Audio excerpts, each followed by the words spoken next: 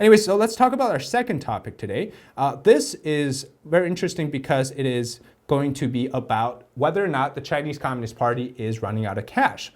The reason why I'm talking about this is because there's multiple reports in recent days, and I could share that with you, indicating that China seems to be getting a closer grasp of their private companies and controlling the way they're operating.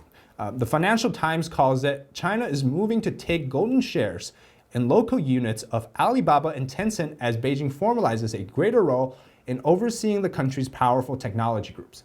Technology is one of the biggest indicators for China's economy in modern days because they're private companies, supposedly.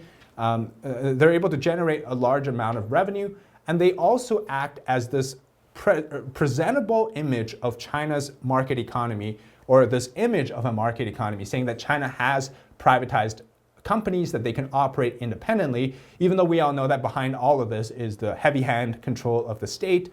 But it's a good image for China to have, especially for attracting foreign investors, right?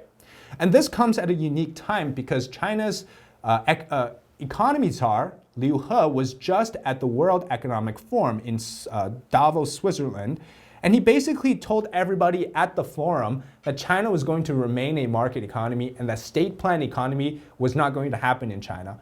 And then turn around for China to do this to their biggest tech companies. And this comes also around the same time that Ant Group and founder Jack Ma had to give up all of his key control through his shares, so essentially giving up the company to the state. And same thing happened with TikTok too. Turns out TikTok was also having to give up their shares. And so all the founders basically, they're told to voluntarily give up their shares and sell it to usually like a month-old company that essentially has no buying power or purchasing power or enough capital to even take over the company, but they end up getting 90% of the share or more of tech giants in China. Of course, that's a very strange thing, right? But it's happening in China. So a lot of people are saying that is the Chinese government running out of cash, that they need to control these companies and further generate revenues that feed more to the state. Well, that's one of the indicators. The other two indicators, one of them is the real estate sector in China, which since COVID started, it has not improved over the years like people want it to be. In fact, we've seen more and more abandoned buildings, and we've seen them in a state where it directly ties to the local government where they get the land purchased through the land lease, right? Because the way the Chinese real estate works is that a lot of the local governments, like provincial level governments and municipal governments, a large share of their income comes from leasing land to property developers who again, they pay the government and the government gets that money, but these people get the money from the buyers, the property buyers, right? So people who pay for their mortgage. And then it generated this whole chain reaction where the people can't afford to pay the mortgage, the house gets abandoned, property people, developers can't pay it to the government doesn't have enough income because maybe there's not enough developers buying land. Again, it's a convoluted situation, but in the end, there's a lot of problems in the local government and it's directly tied to the real estate. Some people say that real estate is the real indicator of China's economy. But I mean, I'm not an economic expert. I'm just pointing out that these are some of the indicators. The third one is COVID itself.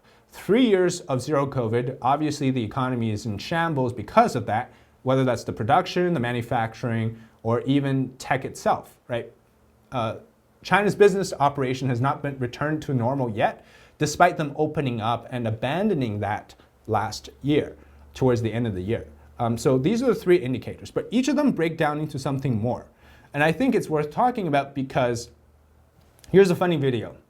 So in one of China's biggest, this would be considered the biggest refrigeration unit producer, I think it's called Gree.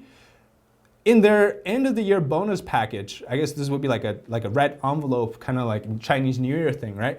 They gave each of the employee a pack of masks and a bag of candy.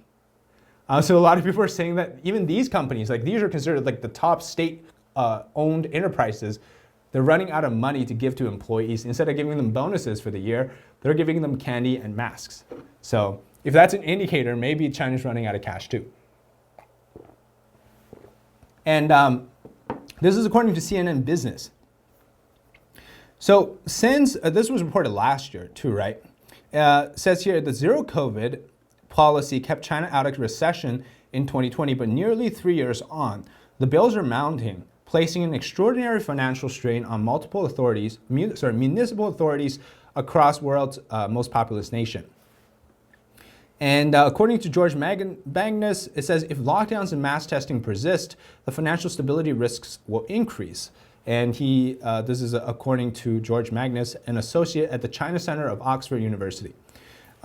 Says local governments are under huge pressure from the cost of maintaining zero COVID, and we can already see this in the debt sustainability of several entities and in instances where public services are being scaled back, local assets or services sold, and so on.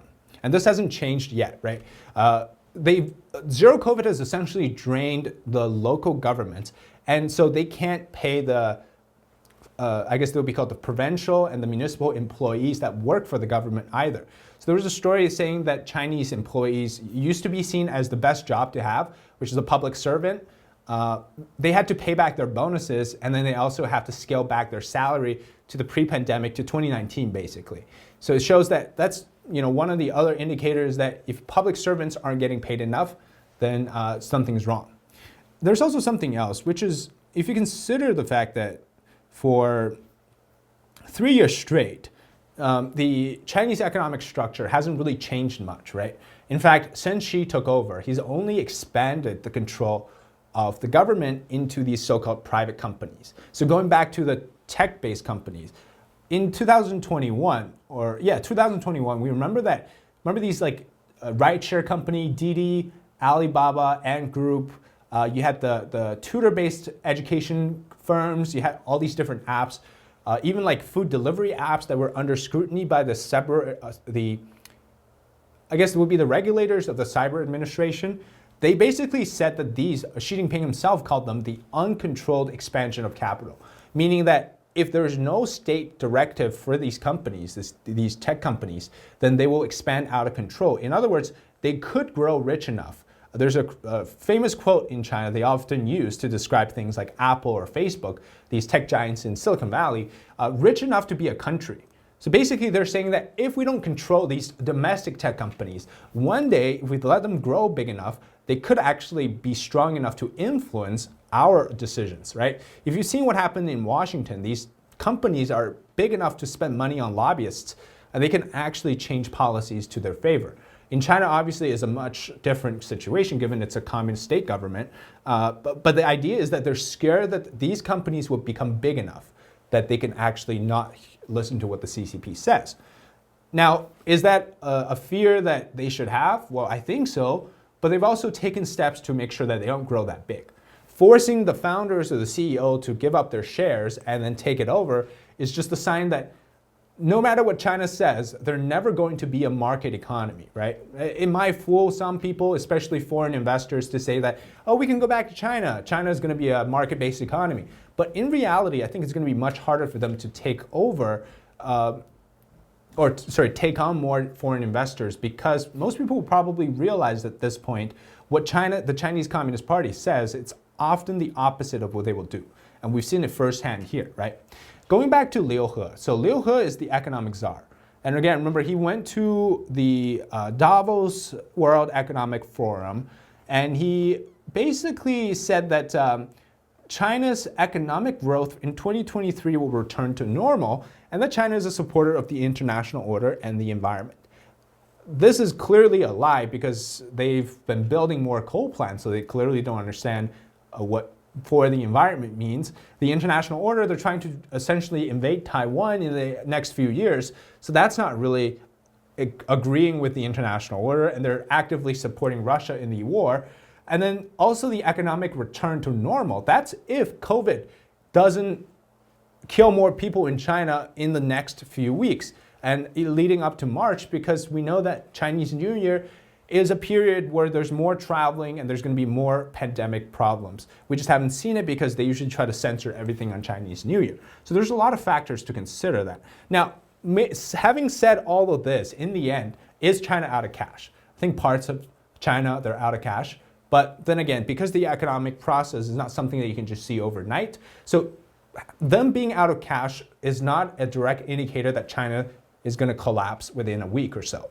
I think it's a process that shows us that it is now possible, but they're seeing remedies and rescues like taking over private companies to take over their revenue might save them somewhat in the end. But again, this is all just evidence that we've seen that indicates to us that they've decided to take on measures that they haven't had to use a few years ago.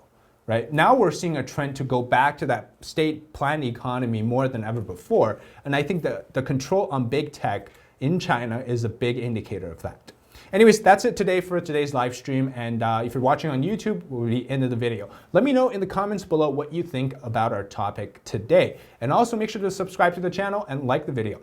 This is State of Politics. I'm Dave Zhang. We'll see you next time.